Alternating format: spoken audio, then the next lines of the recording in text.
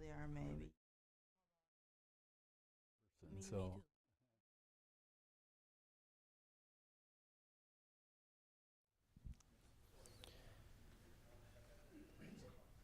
okay, good evening and welcome to our 7th Kilner Bioethics Lectureship, which this year serves as the first event in our 2025 Spring Bioethics Colloquium Series, hosted by Trinity Evangelical Divinity School.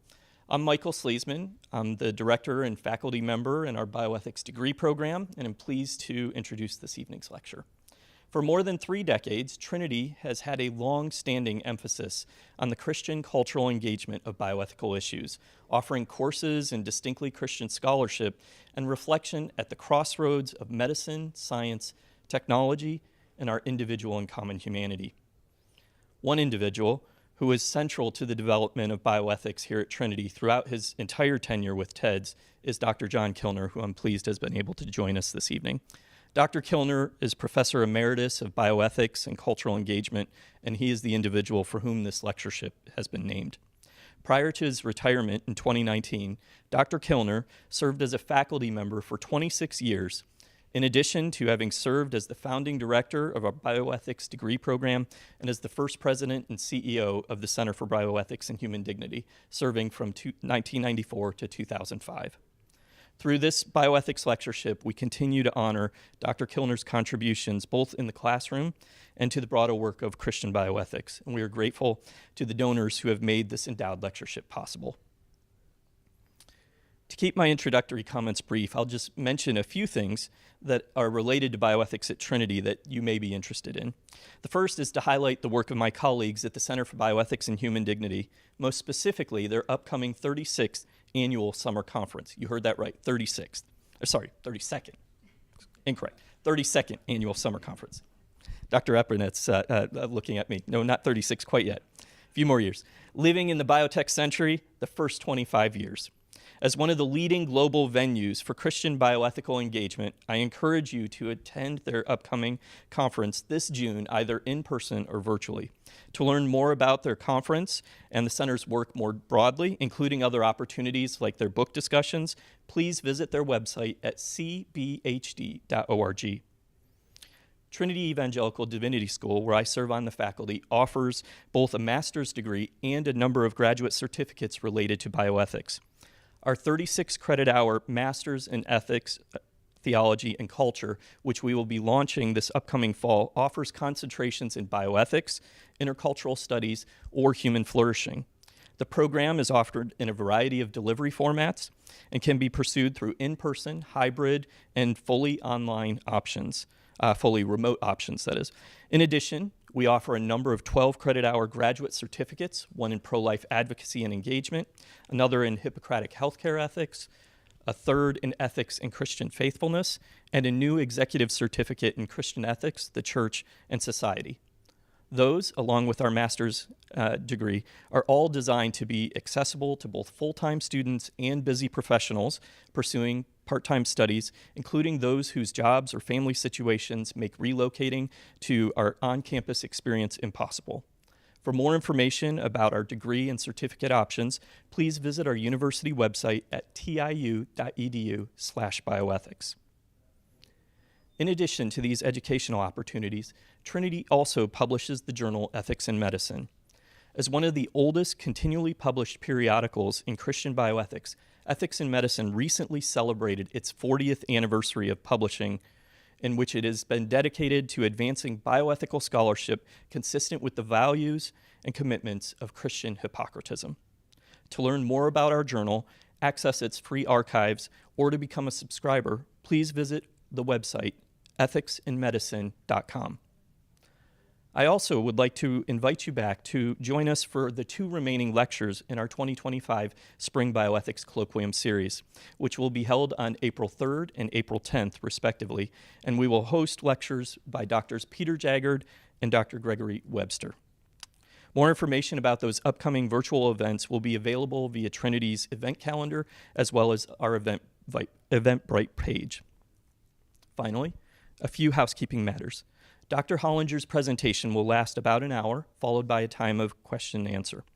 Those joining remotely can submit your questions at any time during the presentation via the chat on YouTube. And so feel free to do that as the talk is going on. Once Dr. Hollinger concludes his presentation, we'll get to as many of your questions as our time will allow before our 8:30 conclusion time.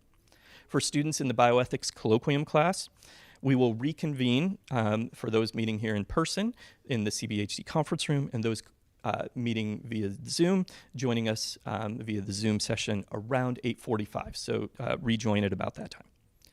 And now to the reason for our evening tonight.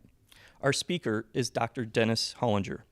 Dr. Hollinger is no stranger to bioethics at Trinity, having been both an MDiv alum of TEDS, as well as a regular speaker at CBHD events, currently serving as a distinguished fellow with the Center's Academy of Fellows.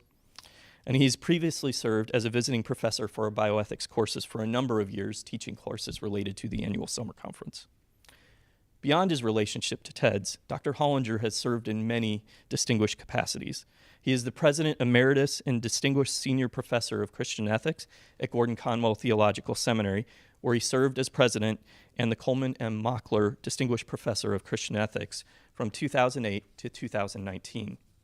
He also served in a number of other academic appointments at schools such as Evangelical Theological Seminary, Messiah College, and others, and previously served as a pastor in Washington, D.C. Dr. Hollinger is the author of many writings, including 5 books and nearly 100 articles, most of which are related to the areas of ethics, bioethics, and church and society more broadly. His most recent volume, which I highly recommend if you have not already purchased it, is Creation in Christian Ethics, God's Design for Humanity and the World. Another of his works was one of the very first books that I assigned for my first class that I ever taught as an educator, and the book was Choosing the Good, Christian Ethics in a Complex World, and I still recommend that one regularly to students. So thank you, Dr. Hollinger, for all of these important works. For our bioethics students here at Trinity, one of his articles back from 1989, Can Bioethics Be Evangelical?, is one of the most frequently cited articles in the papers that I receive as a faculty member. And it's often the article that students will refer to the most in class discussions as well. And so just really want to highlight the important contributions that you've made to the field of Christian bioethics as a whole. Having benefited from his writings as a student, an early career educator, I was delighted to meet and first interact with Dennis when I began my work at the Center for Bioethics and Human Dignity a number of years ago, and have been blessed by our interactions and your continued scholarly contributions in the years since those first encounters. It's a great joy and privilege for me to welcome you back to our campus. Dr. Hollinger, as this year's Kilner Bioethics Lecturer, will you please join me in welcoming him as he presents Autonomy in Bioethics, Critiques, and an Alternative. Thank you. Well, thank you so much, Michael, and it is really wonderful to be with you this evening. Those of you here in person and more of you at a distance. Always good to be back on the campus at Trinity. I had wonderful years here as a student, 1972 to 1975. Mary Ann and I had just gotten married that summer and started life together in this area. And I owe so much to Trinity. It was great preparation for my pastoral ministry, my academic work, and my leadership roles, and always grateful for it. Grateful for the center. And it's also very special tonight to be here in the lectureship named after my friend, Dr. John Kilner.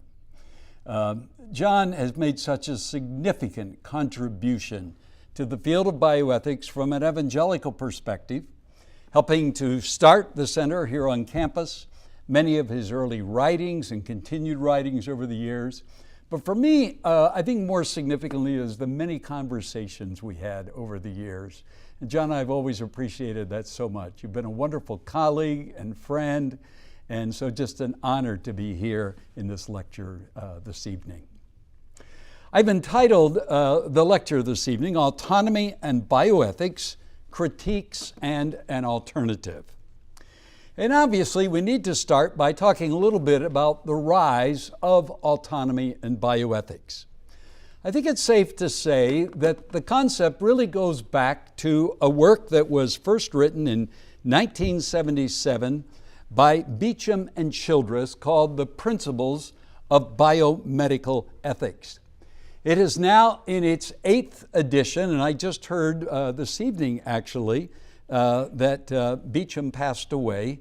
He was at Georgetown for many years, and James Childress was at the University of Virginia.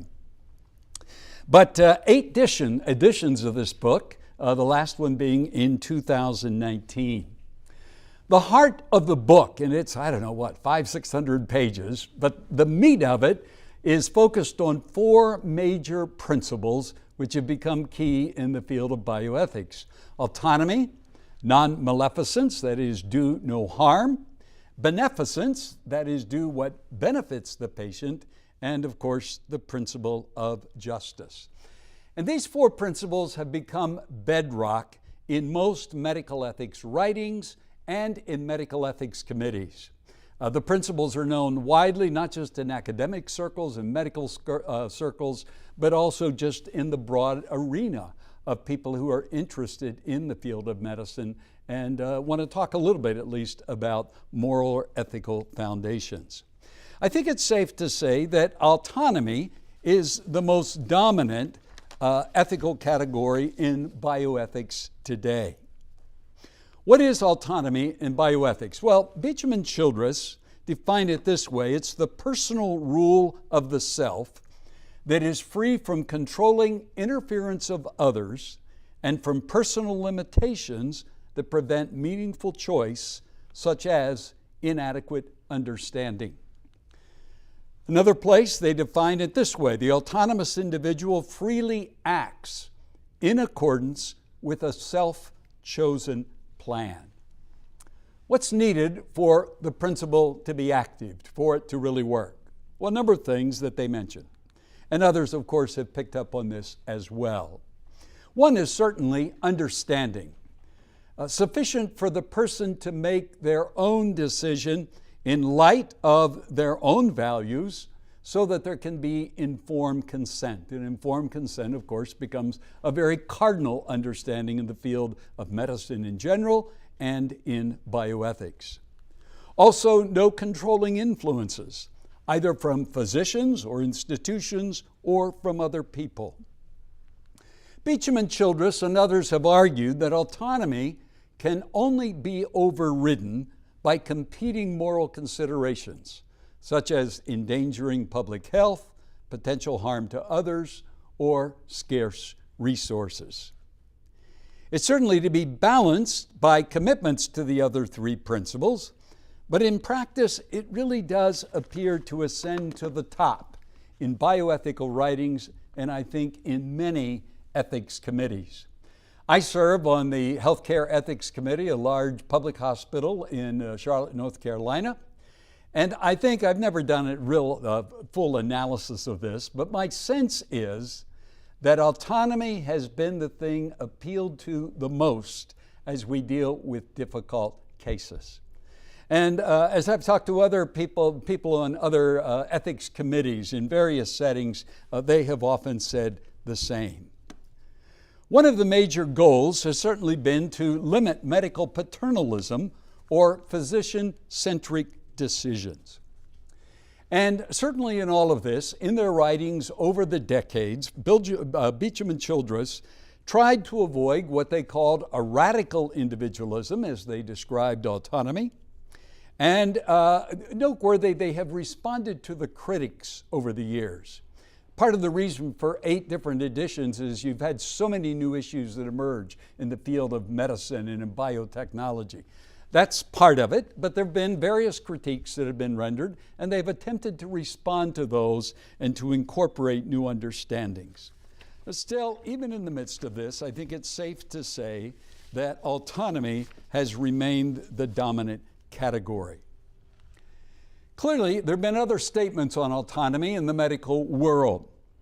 Most of them go back to Kant, the philosophy of Kant, to John Stuart Mill, who once said speaking of the human person, his independence is absolute over himself, over his own body and mind. The individual is sovereign. And in many ways, you could almost just lift that out of many bioethics writings today, even that goes back to John Stuart Mill. Here are a couple of examples of statements on autonomy in the medical world. The British Medical Association. It is a respect for patient autonomy, which is probably the single most talked about principle or concept in medical ethics, a cornerstone of medical law. Or the World Health Organization. In a recent article dealing with artificial intelligence, in calling for safe and ethical AI for health, the first principle is protect autonomy. And we can find statements in the NIH, CDC, AMA, the American Medical Association, in which autonomy is heralded as a key for medical practice today and for medical ethics. And I need to note, before we get to the critiques, that there are certainly positive aspects to autonomy. I'll try to incorporate some of these positive aspects under a different category at the end as I propose a different alternative. But certainly things that we allow that are very closely associated and are connected by Beecham and Childress in their works on autonomy. Informed consent, limitations on unmerited influence, and the rejection of medical paternalism. We all know that there's a very dark history in the field of medicine and medical research of things that were done to patients over the years. And in many ways, the whole concept of autonomy and informed consent, limitations on unmerited influence, all of these things really came out of some of the abuses that took place over the years. And so I want to note at the very beginning, there's some very positive things to be said about autonomy, even though with the concept, there are problems. And I wish they had come up with a different concept. I think it would have helped us much more in the field of bioethics. So we're going to do some critiques of autonomy. I'm going to look at three areas of critiques. One will be social and behavioral sciences, and particularly as they have dealt with some of the realities of aloneness and isolation, which are very much associated with the concept of autonomy. Secondly, we'll look at biblical theological critiques in an attempt to understand that we were created and we exist as relational beings, not autonomous beings. And then thirdly, we'll look at ethical critiques and particularly some of the impacts of autonomy in various areas of bioethics. And then, in its place, I'll try to set forth an alternative in place of autonomy. So let's start with social behavioral science critiques. One of the first persons to note shifts from a sense of community to isolation or autonomy was Harvard professor Robert Putnam in this book, Bowling Alone, 25 years ago in the year 2000. What Putnam noticed was that people were no longer doing life together. He noticed that community associations were no longer drawing people in the same way. He noticed that even gatherings in church associations seemed to be declining already in the year 2000. He noted that common interest kind of groups that used to gather around common interests were no longer drawing the same number of people. And when it came to bowling, he noticed that people were no longer bowling as much in leagues, and rather they were bowling alone. And hence the metaphor for his book, Bowling Alone. He believes there are significant results of all of this. The result is a loss of trust, a loss of social capital, and a loss of societal norms, which he believes are really important for a culture to flourish and to maintain itself. And thus, as he describes it in this book, both individuals as well as society are negatively impacted. He, of course, is retired a number of years ago. He's up in his 80s, and he is still doing some writings and lecturing. He recently did a film. And in some of his recent statements about social isolation and the move away from community to autonomy, or what he calls isolation, he notes the impact on democracy. And I'll come back to that a bit more in a few moments. If we come into our own present time, what we find is that isolation, aloneness on college campuses has led to what many have called loneliness as a new epidemic. This is not a staged picture, by the way. It is from UCLA, and my thanks to Tom Lynn, the president of InterVarsity. Tom was our mission speaker at our church in Charlotte a couple of weeks ago. And during our Sunday school time, he gave a wonderful lecture of what's happening on college campuses today. And he had this, and I shot the photo off of his, what was on the screen, so his shot was a little bit clear. But this was not staged. It is, I believe, at UCLA. And it typifies the sense of isolation, aloneness, autonomy, if you will, that has led to what many have called a new epidemic in our society, the sense of loneliness. Surveys show that a significant percentage of college students, college university students, are feeling isolated, left out, lacking companionship, and as a result, a great deal of anxiety. And we know from studies that are done every year on the mental health of college university students, more and more students are going to the mental health clinics on their campus, are receiving counseling to deal with the sense of anxiety which many are seeing as being directly related to the isolation, the sense of loneliness that many are experiencing. And I would suggest to us that for a number of these individuals, the philosophy of autonomy is at the heart of that. People want to be left alone. It's a concept heard again and again by researchers. There's certainly global impacts of aloneness or autonomy. Growing loneliness in various countries around the world, and COVID-19 only exacerbated that. I think we know that. But as a result, the United Kingdom appointed a minister of loneliness. Japan did the same thing, a minister of loneliness. And in Japan, which traditionally we would have thought of as a more communal society, Japan has experienced a major problem of loneliness with youth and the elderly dying alone.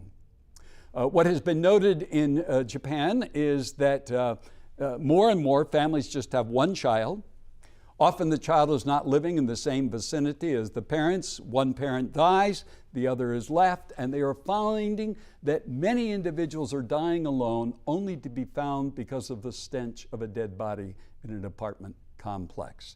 And that's partly what led to the appointment of a minister of loneliness.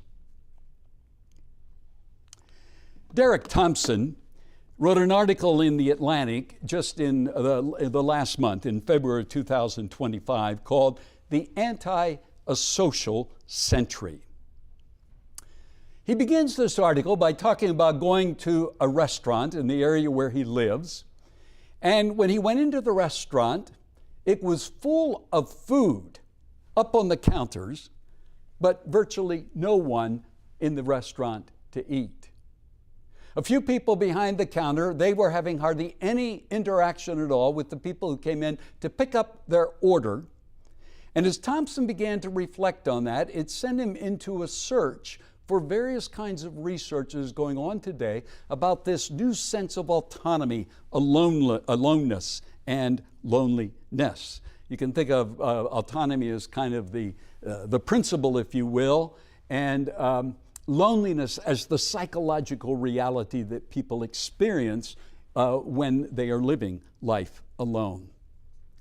He notes that research has found that 74% of all restaurant traffic is off-premises customers eating alone. And the number one reason that they give is me time, autonomy. Americans spend less time with others than in any other period for which we have data going back to 1965. Men spend 7 hours in front of TV for every hour hanging out with someone. Typical female pet owners spend more time engaged with a pet than they do with friends. Research has shown that half of teenage girls feel persistently sad or hopeless, alone, even though they're very much connected on their devices and connected in terms of social media and the like. Sedentary leisure or leisure alone is more common than engaged leisure, that is, leisure with others, according to research. And single men without kids who have the most leisure time on their hands overwhelmingly are likely to spend hours by themselves, which then limits their abilities and any preparation for a life of marriage. And I think a fascinating book that just came out this fall that really chronicles some of this is the book by Brad Wilcox, sociologist at the University of Virginia, very committed Roman Catholic believer, I might add. And in this book, he notes that more and more college students and really people between the ages of 21 and about 40 have a great aversion to marriage. It's too impinging upon their way of life. They prefer a life of autonomy and loneliness. And therefore, reticence to marriage, a bedrock institution of society, as Brad Wilcox puts it. In a study, the 2023 study of American men found that 2/3 of surveyed men between the ages of 18 and 23 said, "No one really knows me." And so I think it's quite clear that there are civic and emotional impacts of aloneness.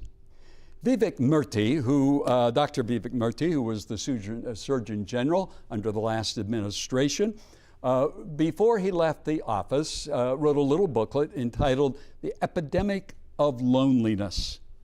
And he noted that the health effects of loneliness resulting from this sense of autonomy, the health effects are on par with obesity and tobacco use. Research has shown that people who spend time alone are less happy. They feel less satisfied and less integrated in their lives as a holistic being. Increasingly, it divides people so that it's hard to meet people who are different than ourselves. And this was one I found very interesting. 1/3 of Republican college students said they would never date a Democrat. And 2/3 of Democrat college students said they would never date a Republican. And these were the kinds of things that many were concerned about. I mean, even if we go back to the Bowling Alone book, what does this do to civic life when we are committed primarily to a life of aloneness, a life of autonomy? And it particularly has ramifications for living together in a democracy and trying to make a democracy work. And I think many of the tensions, perhaps, that we're experiencing in our society today with regards to democratic features probably are somehow related to this concept of autonomy and living isolated or alone lives. And so, from a sociological and a psychological perspective, autonomy breeds loneliness. It's unhealthy physically and psychologically, and here I might mention the book, the broadly heralded book by Jonathan Haidt, social psychologist at NYU, called The Anxious Generation. And it looks at what our devices are doing to the minds, especially of children and teenagers, what it's doing to the minds and to the bodies. He knows that children are experiencing less traditional playtime and are more and more alone in their play. It's keeping individuals from personal encounters with others. It's breeding anxiety.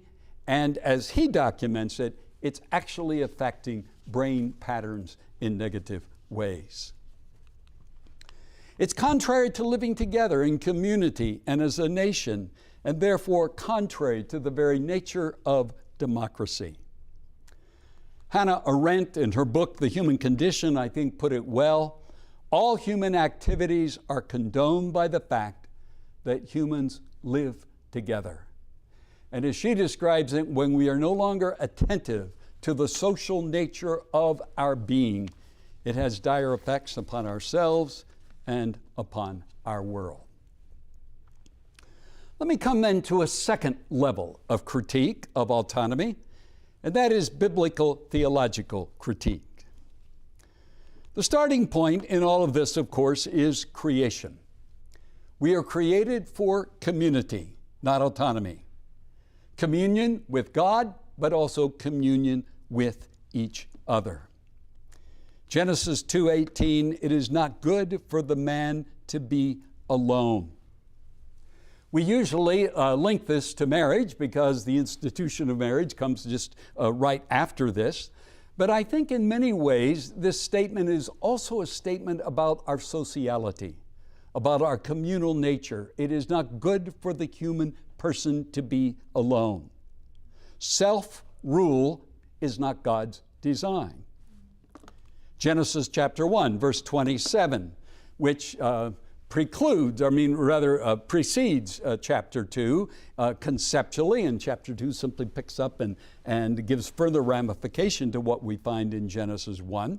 In the image of God, He created them, male and female, He created them. And of course, and John has written a whole book on the image of God and human dignity, wonderful book. But lots of debates about what it means that we're created in the image of God. And I'll return to the whole concept a little bit later in my lecture this evening. But one of the suggestions is that being created in the image of God has relational dimensions to it. And it's interesting here that you have a relationality in the context of the reference to the image of God. In the image of God, He created them male and female. There is a duality to human beings. As a matter of fact, no human being would exist without that duality. You have to have male, female to come together for another human being to exist. And by the way, I think it's always important that we read Genesis 1 and Genesis 2 together, because Jesus read them together in His discourse on divorce in Matthew, the 19th chapter. Herman Bavinck, the Dutch theologian, in one of his writings, where he's dealing with Genesis 1:27, describes the radical sexual duality of man, which is the root of all other fellowship. That is, out of that duality of creating humans in His image, male and female creating them, there is the foundation, the root of all other interactions with human beings. And therefore, what we find in chapter 2, verse 18, it is not good for the man to be alone.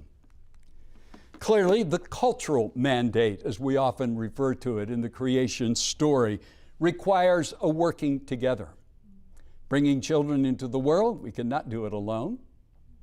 The caring and stewarding of this beautiful, good world that God has created really requires a communal effort, a working together. The carrying out of labor in order to enrich the world and develop the world further cannot be done in isolation. It involves that community dimension, not a sense of autonomy.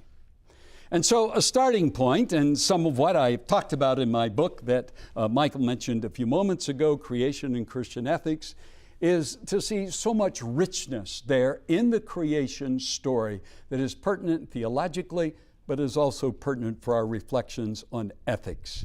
And that, I think, is a starting point when we think about a critique of autonomy. We also, when we're thinking about biblical theological critique, need to look at the Old Testament and the call of God's people as a people. God certainly called individuals like Abraham, Moses, and the prophets, but it was always with a view towards calling out a covenant people, a community. And thus the frequent language, the people of God, my people. I didn't look up how many times people language occurs in the Old Testament, but it is a lot. God dealt with individuals, to be sure, but it was always in the context of a community. And thus, in Exodus 19:5, just before the giving of the Decalogue, you will be for me a kingdom of priests and a holy nation. Deuteronomy 14, verse 2, you are a people holy to the Lord your God, and out of all the peoples on the face of the earth, the Lord has chosen you to be his treasured possession. All of us as individuals are created in the image of God, but individuals are always in community, never autonomous followers of Yahweh. I doubt very much whether Hebrew believers very much talked about it, and in other words, they seldom would have talked about my personal relationship with Yahweh. I think it would have always been, most always, our relationship with Yahweh. Because they did not understand the human self in isolation from others. It was always the human self as part of a family, part of a kin network, and part of the people of God. When we come to the New Testament, God calls out a church, his body. The church, not autonomous individuals, is the heart of New Testament faith. And so when people come to Christ, they come into a community. It's impossible for a person to say, I want to come to faith in Christ, but I have no interest in the church. I want Jesus, but I don't want his body. That's an impossibility.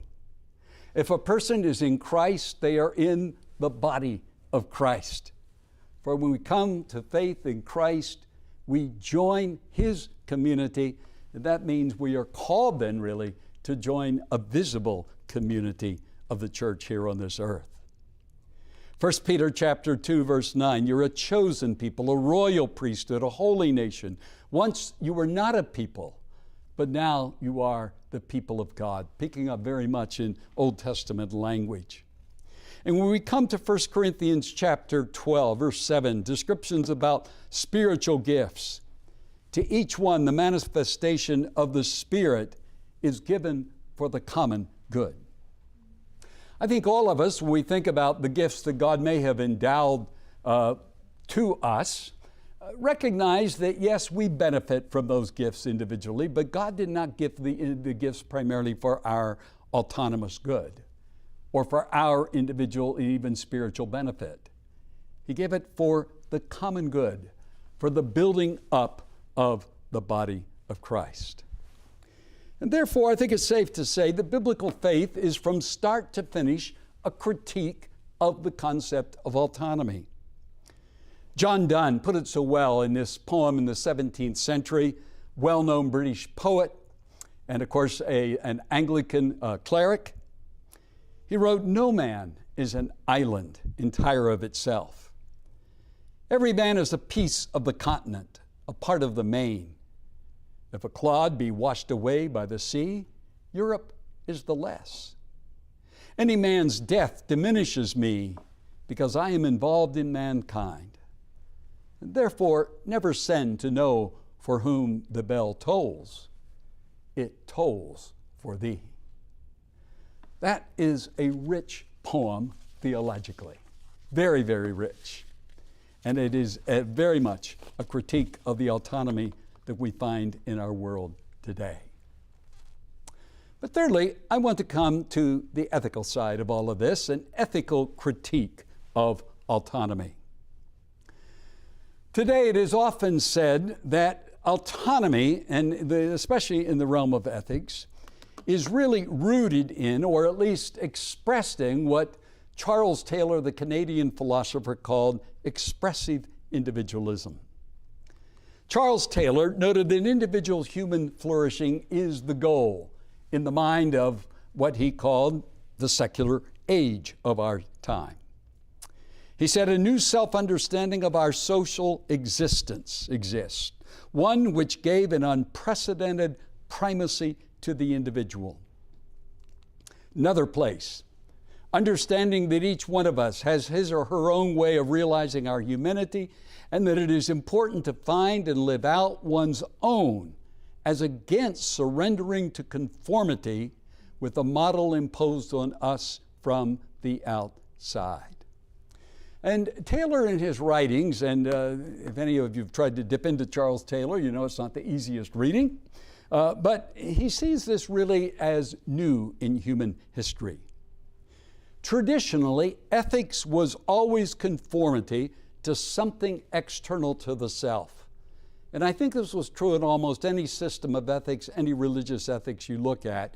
Ethics was conforming my life to something outside of myself, some kind of principle, some kind of basic understanding. I mean, even in utilitarianism, the greatest good for the greatest number of people. It's not an isolated kind of understanding.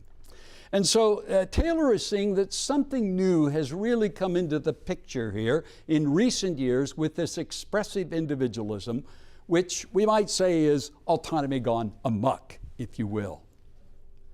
Others write about this. Carter Snead, professor of law at the University of Notre Dame, in his book, What It Means to Be Human, The Case of the Body in Public Bioethics, says that expressive individualism begins with the premise that the fundamental unit of human reality is the individual person, considered as separate and distinct from being embedded in a web of social relations, a concept of isolation of the individual.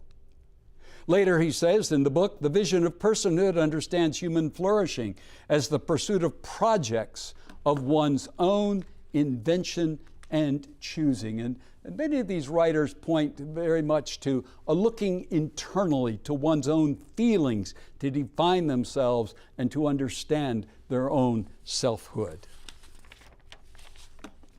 Carl Trueman, in The Rise and Triumph of the Modern Self, which I know a lot of evangelicals have read in recent years, he says, we think of it, the world, much more as a case of raw material that we can manipulate by our own power to our own purposes. Self-creation is a routine part of our modern social imaginary. And thus, I think what we can say is that autonomy and expressive individualism are at the heart of numerous bioethics expressions today. It's not just the more tame autonomy principle set forth by Beecham and Childress. In many ways, it has been extended much further, and we'll see this in a moment as we delve into a few of the ethical issues and the way autonomy relates to them.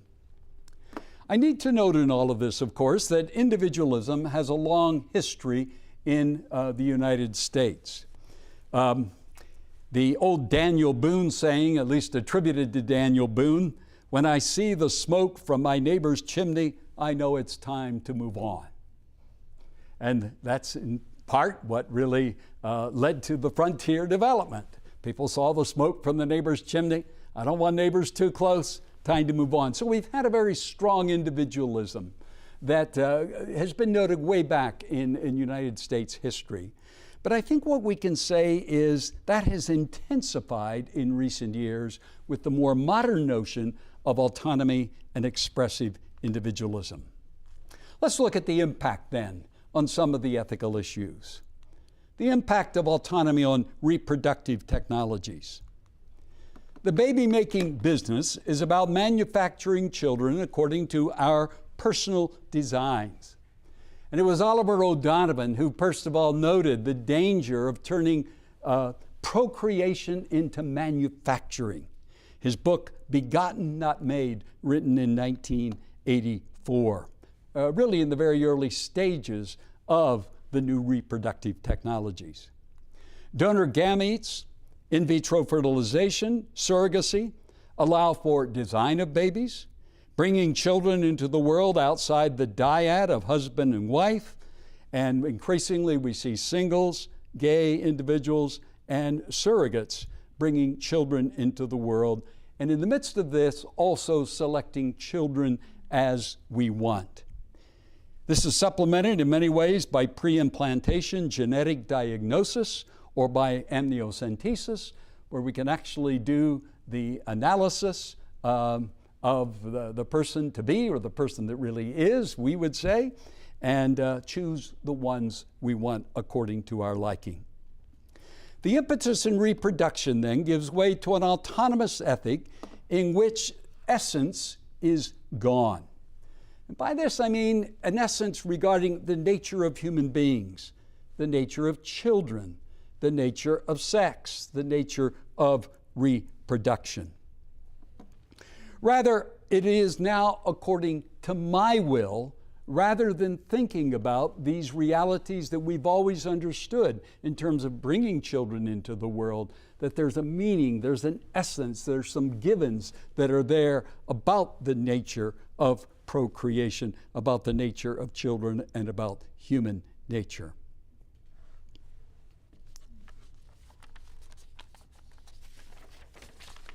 Or let's think about autonomy in abortion. Roe v. Wade in 1973 grounded the right to an abortion in the right of privacy, which is essentially another word for autonomy. And this was 4 years before Beecham and Childress wrote their book, Principles of Biomedical Ethics. The argument here was that one has a right over their own body, which needs to be the overriding commitment. Of course, and I often like to point this out, a right over one's body negates a prior decision that by its very nature was reproductive in nature. That is, when an individual says, I want to have a right over my own body, it is a contradiction to the fact that unless it was a case of rape, they entered into a sexual relationship that by its very nature carried with it the potential for offspring. And in one sense, we've simply forgotten the most basic elements about physicality and physical life and sexuality that all human beings all throughout history have understood, except for us moderns and postmoderns. Abortion as health care is only really true when the woman's life is at stake, even though it is more and more referred to as a health care issue. And I would say not only when the life is at stake, but when there is severe medical issues associated with the pregnancy. Autonomy, it seems to me, drives the abortion ethos, not the right and the dignity of the child in the womb. Or let's think for a moment about post-human enhancement. I could have referred to this as the transhuman enhancement.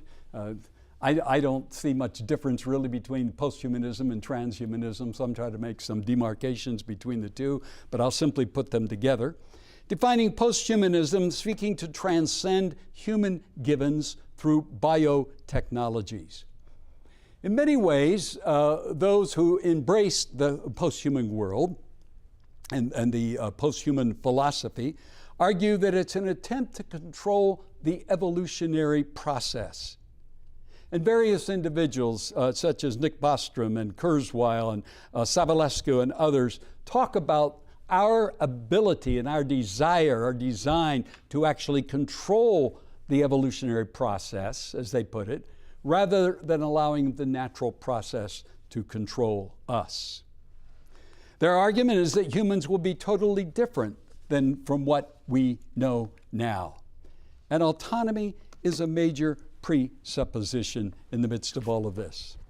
Let me give you a couple of quotes that I think make these points very, very well. One from Ray Kurzweil, and Kurzweil, as many of you perhaps know, taught at MIT for a while. His research enabled face recognition technologies, and so if you have used your phone today in a face recognition dimension of your phone, it goes back to Kurzweil. Known for popularizing the concept of singularity, that point in which a human being will be as much machine as biological human. The more and more through biotechnologies we will become machines themselves. And he writes this: the singularity will allow us to transcend limitations of our biological bodies and brains. We will gain power over our fates. Our mortality will be in our own hands. We will be able to live as long as we desire. Or Julian Savulescu, who teaches at Oxford, and Bostrom is at Oxford as well. He believes we have a moral imperative to permanently improve the genetic lot of future humanity through genetic engineering. And he writes The next stage of human evolution will be rational evolution, where we select children who not only have the greatest chance of surviving, reproducing, and being free of disease, but who have the greatest opportunities to have the best lives in their likely environment. That seems to me to be basically a kind of new brand of eugenics, and clearly moving in that direction.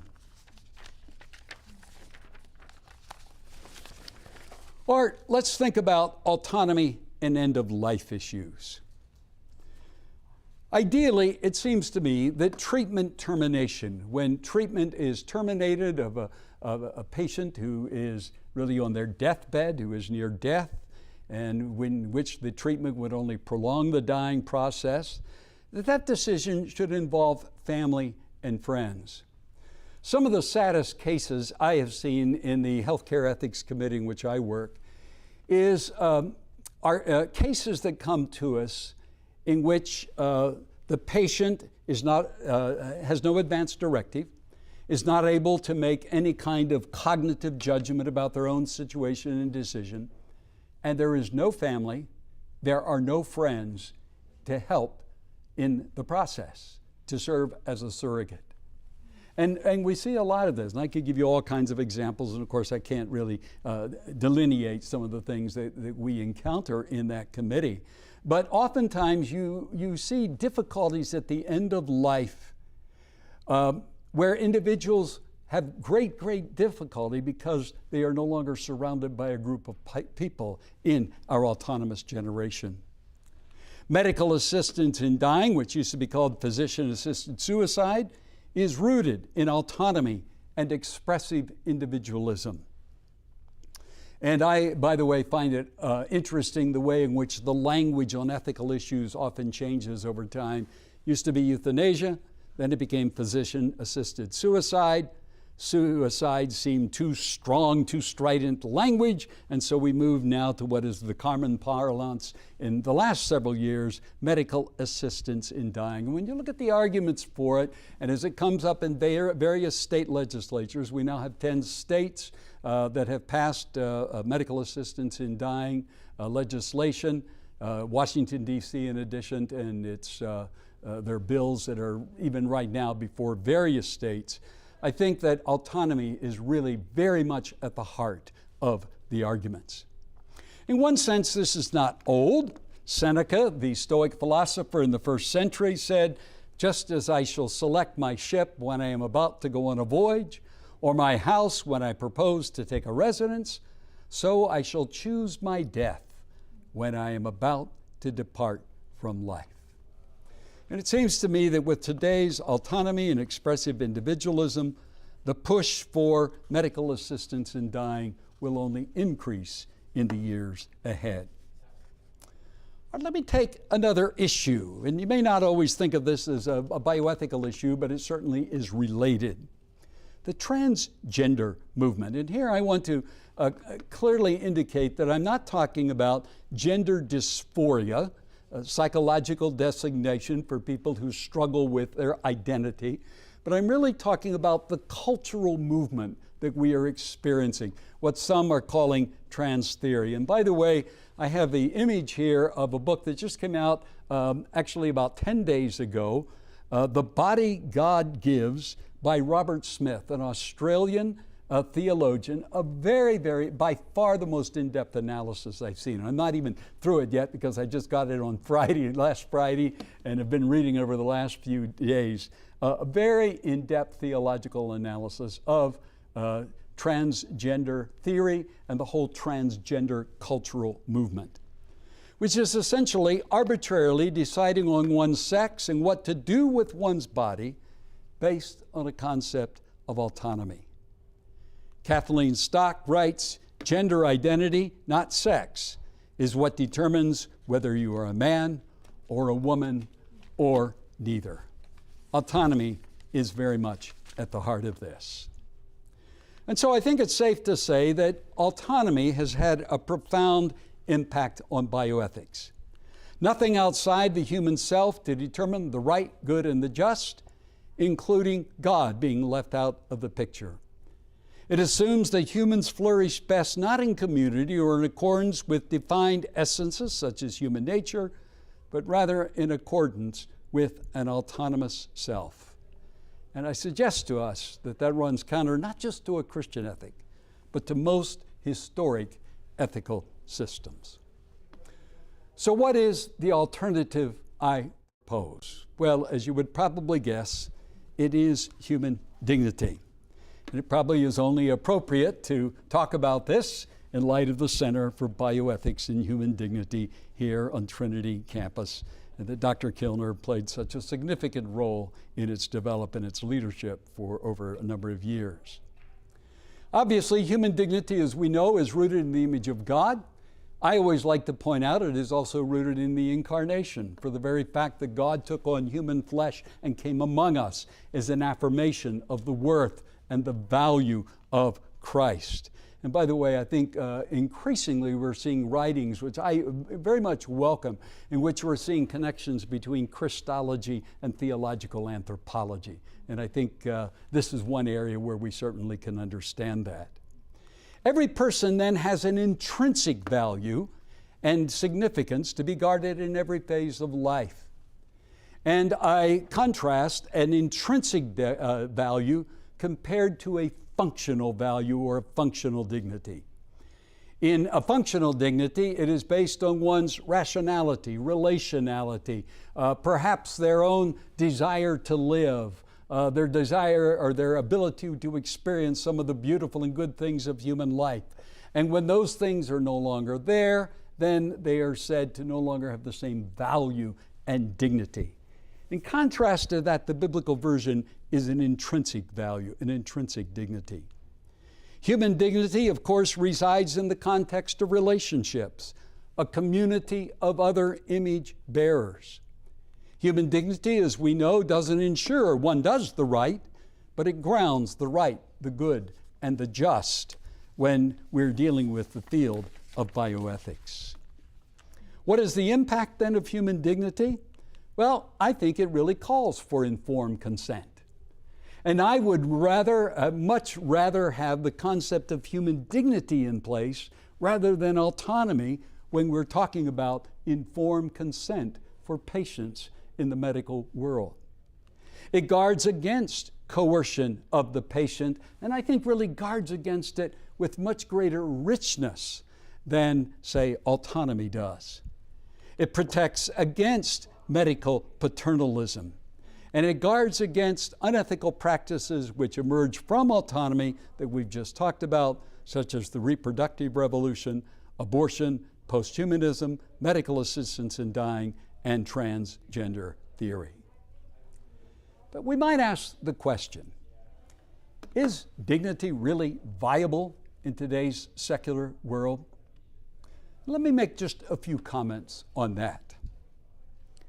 I think it's helpful to remember that in 1948, following the atrocities of World War II and all that happened in Nazi Germany, the United Nations did a universal declaration of human rights that grounded human rights in the inherent dignity of all human beings.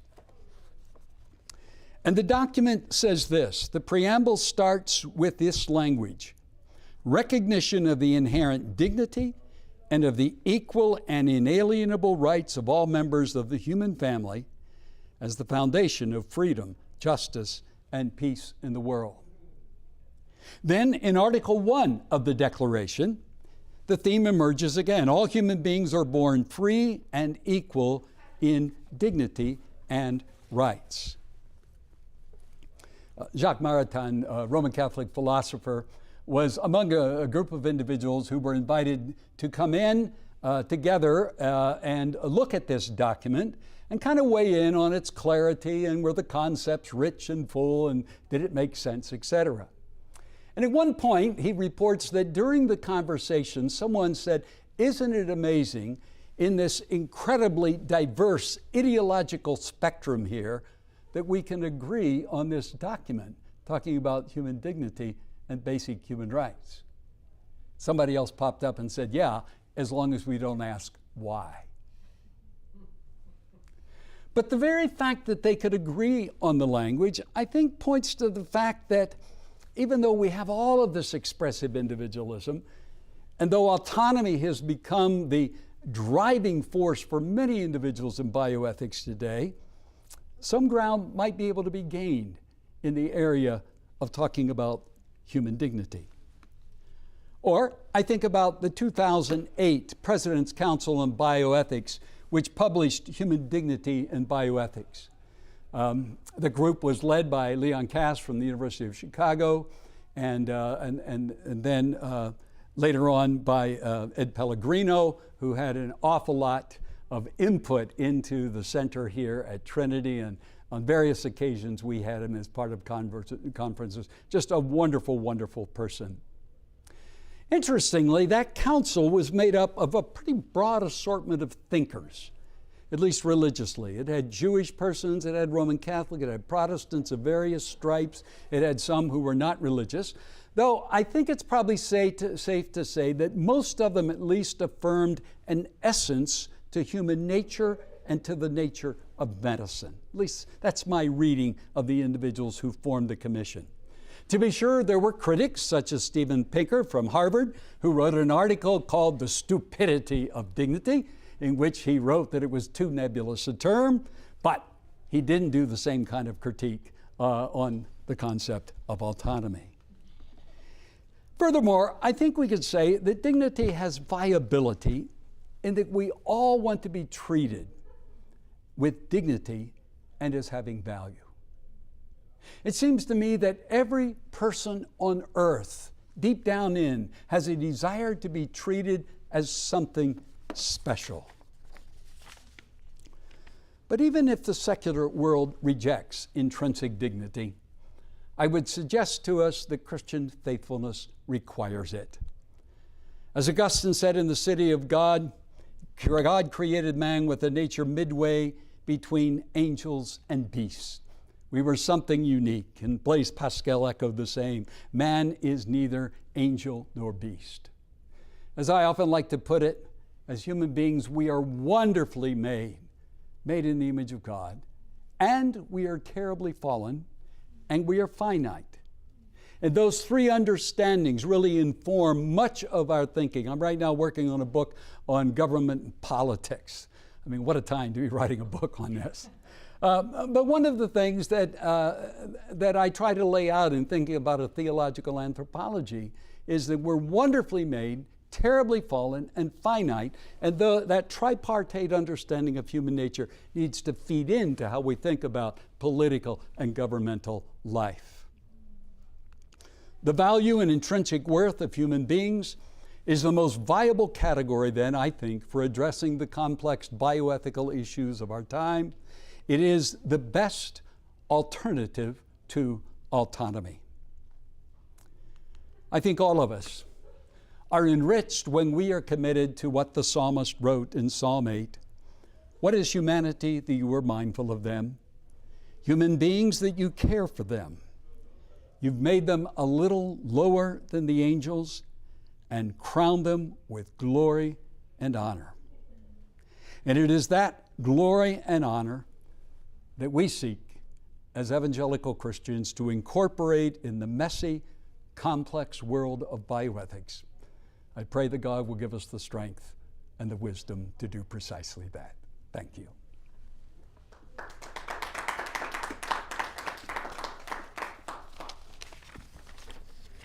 Well, thank you, Dr. Hollinger. We now have some time for some questions, so feel free, those of you that are joining online, please feel free to submit those questions into the YouTube streaming chat. So, just to kick us off a little bit, a few threads that you had mentioned earlier that just want to ask you if you'd like to tease out a little bit. You indicated the seemingly fateful usage of autonomy when that was chosen to be one of the four principles. Thinking in terms of the broader context that bioethics was emerging within in those early years in the wake of the Nuremberg Code and its seeming more emphasis on consent and the aspects not to be forced upon, to be able to withdraw, those sorts of things. Also knowing that one of the authors of Principles of Biomedical Ethics was also involved in the Belmont Report, authoring that, and they chose respect for persons instead of autonomy. How might you have seen that developing differently if that term had not been specifically? Yeah, and I wish that the Belmont Report had really been taken, because that gets much closer to it, respect for persons. Obviously, I think some of the pushback on human dignity is a feeling that it is too close to religious sentiments. And so some of the pushback is precisely much more of a secular kind of pushback. And yet, as I talked about there at the end, I do think there is this sense in which, I just find it very fascinating that in 1948, after you experience all of the atrocities that were experienced, and all of the misuses of medicine, of course, that transpired during the Nazi regime, as people are beginning to reflect on that, they could use the term dignity. I don't know that there was another alternative at that point when Beecham and Childress wrote in 1977. Obviously, this is in the context, we just had Roe v. Wade in 1973. We have just in 1975 had the Karen Ann Quinlan case in Death and Dying, which propelled the whole issue of death and dying cases into the spotlight in American society. And this is before the reproductive technology. This is before Louise Brown, who I think came in 1979, if I recall correctly. And so we're just beginning to engage in all of this. We have, of course, the Tuskegee terrible, terrible thing that happened in terms of using human beings as simply pawns, if you will. All of that is background to it. But it was very much a new field. I mean, we wouldn't have thought, John, in 1977 of having the Center for Bioethics and Human Dignity. I mean, you and I were still in school. We were just starting our doctorate. You were at Gordon-Conwell probably about that time, right? And I was starting my doctoral work. And so all of this was so new. And I can understand how autonomy came to the fore. What I've often wondered is how much Roe v. Wade and the right to privacy spilled over into the language of autonomy. We'll probably never know that. I don't know that there would have been another alternative other than the sense of respect of persons, which I think in itself is very different than a sense of autonomy. It's just, to me, it seems like it's the wrong category because it pulls the individual out from being a communal being. Yeah. And Hannah Arendt is not a Christian, but she writes about the social nature of human beings and how pivotal that is to life in society and to democratic patterns of life.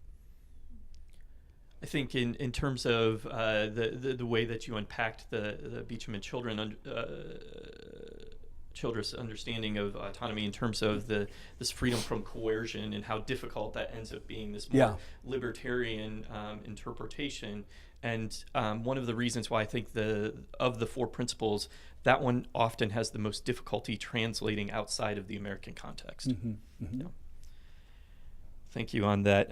Some questions from our online audience. The one is just as you were unpacking some of your discussion on autonomy, context, biblical response, Genesis 3:5 is the genesis of the sin of autonomy. If you want to respond, if that's discussed in your book at all. Remind me what Genesis 3:5 is. So let's see, I pulled it up.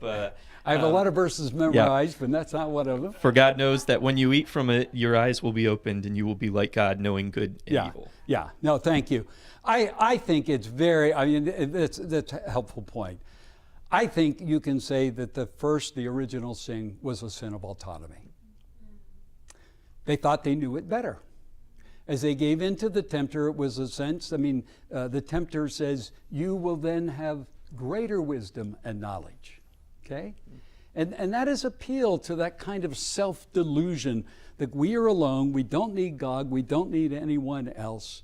And I think a good case can be made. Augustine and many others often talked about pride as the original sin. I've often felt that autonomy was the original sin, that sense of being autonomous from God and God's designs for us. Thank you. Any questions for the audience here?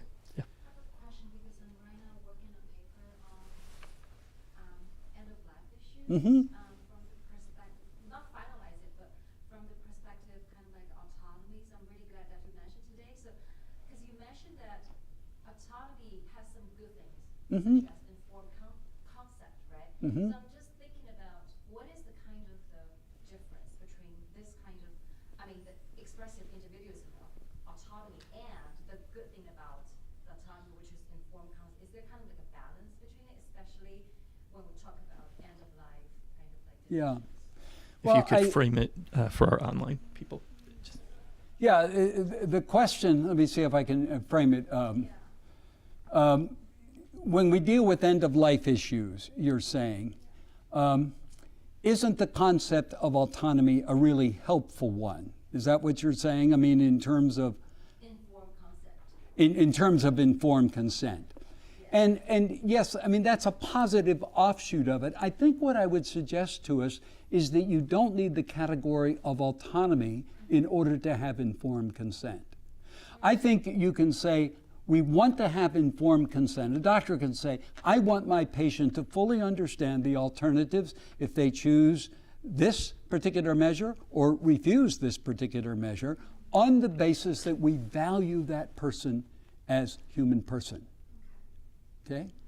Now, ideally, because we're communal beings, I would hope that the patient has friends, if they're married, a spouse or family members that they also run this by, because we really gain much richer wisdom with the concept of other friends surrounding us and helping us think about it. And so, yes, the outcome of informed consent that came out of autonomy was a good thing.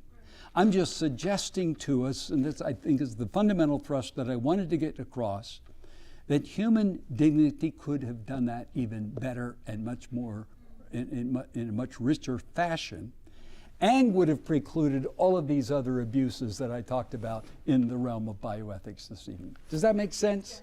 Yeah. So that I don't think you need autonomy. This is another way of putting it. I'm not sure that you need autonomy in order to postulate informed consent.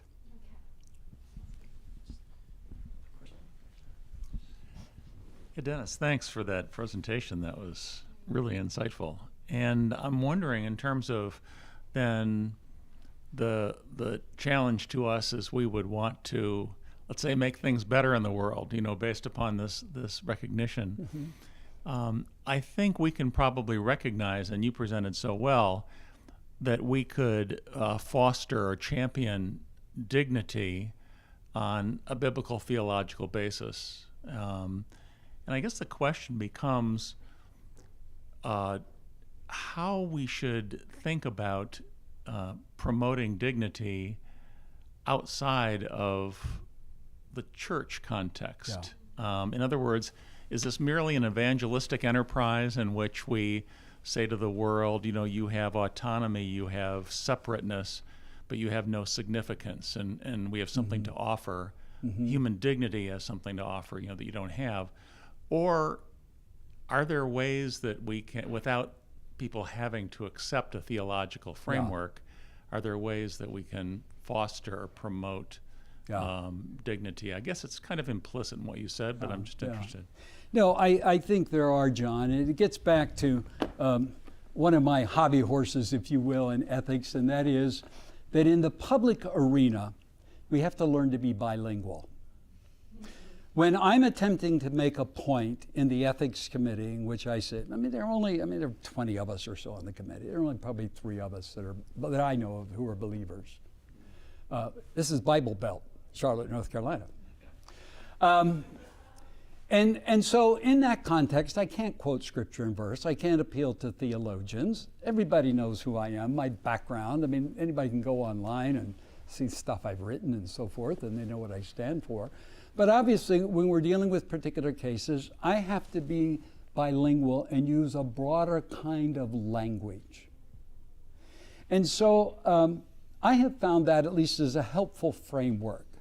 And it's a thing I've really tried to impress upon my students, that when they are engaging in the larger world outside the church, They need to find categories in language, and I think you can do that. You can talk about human dignity. I mean, the human dignity language in the Universal Declaration of Human Rights makes no reference to God, makes no reference to any religious categories whatsoever. It's simply dignity, value kind of language of human beings. And I think we can talk about that in the sense of that we all want to be treated that way. I gave a lecture in the ethics group of the American College of Surgeons, I think it was, back in all these different groups of medical groups. These days, they all, when they have their annual meetings, have to have an ethics component. Not everybody has to go to it, but they got to have an ethics component. That's just required. That's understood. And so somehow I got asked to do this. And I dealt with the concept of dignity. And I simply said, now as a Christian, obviously I bring my own particularities to that. And then I went on, I didn't say anything more about my Christian faith. Now what was interesting is a lot of people afterwards wanted to talk. I mean, the Christians descended upon me. You know, they were glad to know that here was a Christian, and they could tell, they knew from my background. But there are others who wanted to engage, and then it opens the way, it seems to me, for the richer, fuller Christian categories, the theological categories, if you will. And so with human dignity, I think I would simply say something like, all of us really want to be treated as people with great value. We all have this sense that there's something unique about us as human beings. We want to preserve that. And we can move from there then, I think, then to talking about some of the specific aspects, say, of bioethics. That's kind of the way I handle it. That doesn't mean, by the way, that we hide our faith. It simply means that to get a hearing in the secular arena, I think we have to have an awful lot of wisdom and have to recognize we're just probably not going to be invited back, and we're not going to be able to engage in the larger discourse that goes on if we can't find that other kind of language to describe the things we're ultimately committed to. Now, when it comes to salvation, I've got to talk specific language, okay? But that's going to be a different arena than in a bioethics committee or in some kind of a public forum on political life. So this is a question from one of our online participants. It speaks to this issue of when autonomy comes into conflict because of issues of rights and specifically conscience protections related to the autonomy of the patient versus the rights of the conscience for the healthcare professional. If you want to speak into that at all. And then also more specifically, the question was, do we need more legislation to protect conscience issues for physicians? Yeah, I mean, a lot in many different arenas about this today. What happens here is secularity becomes a new ism, if you will. It becomes a new religion in a sense. And I think in those kind of cases where people are forced into certain practices that go against their conscience, I think we have strong constitutional appeals. I think we can make strong philosophical appeals that we don't want to impose that upon any individual. And I think simply the right of religion and the freedom of conscience, which we value, and I think we appeal to it in that way. We don't have to talk about the language of the rightness and the truthfulness of the gospel of Jesus Christ, though you and I deeply, deeply believe that.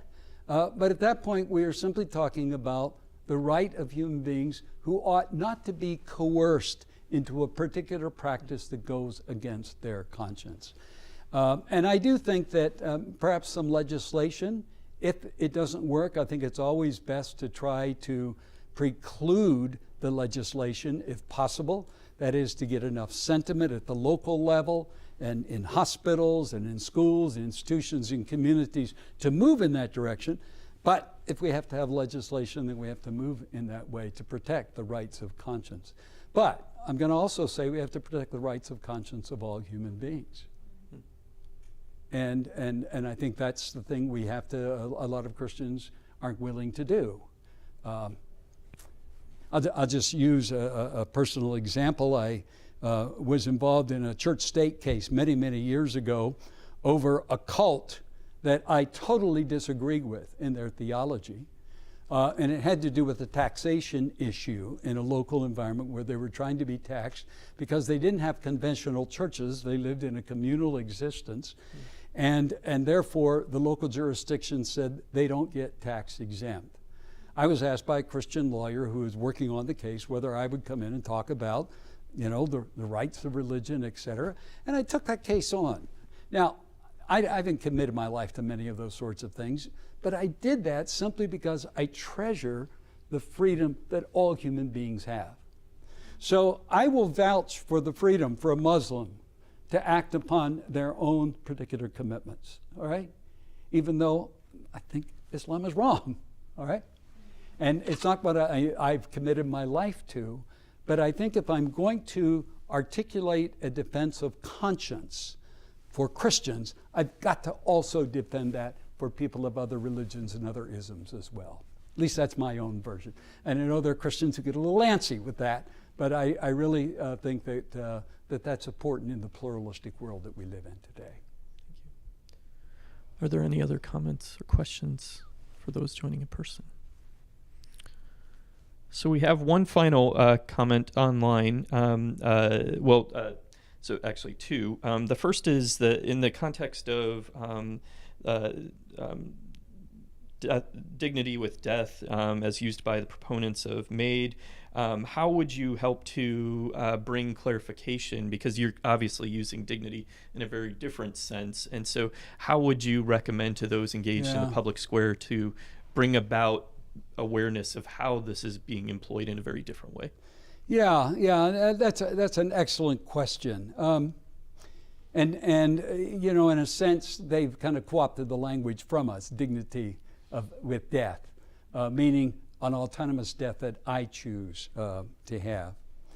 I think in these kind of situations, and I think of when Edmund Pellegrino was with us, John, back in one of his occasions with the center.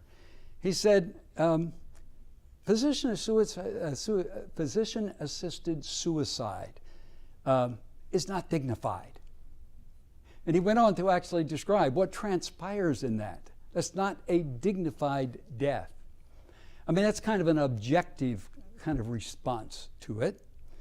I think that we also recognize that when people are choosing death, they are never doing that alone. It's always involving, and that's why medical assistance language. The physician-assisted suicide sounded to many people too much like, it was the doctor doing the killing. Medical assistance in dying seemed to soften the blow a little. It's simply an assistance, giving them what they need to take their own life. But the fact is, it's incorporating another person. And so it's never purely an autonomous act. And I think that's one of the things to point out. Many of these acts that we say are autonomous acts are never purely autonomous in nature. Well, I want to thank Dr. Hollinger again for a very stimulating presentation this evening. Also want to, again, welcome you back in 2 weeks for our next lecture in the Spring Bioethics Colloquium Series, April 3rd with Peter Jaggard, and then again on April 10th with Gregory Webster. For those of you here in person, we have some refreshments over in the front of the library, so feel free to stick around, and then we'll connect with those in joining for the class at 8:45 via Zoom. So thank you again.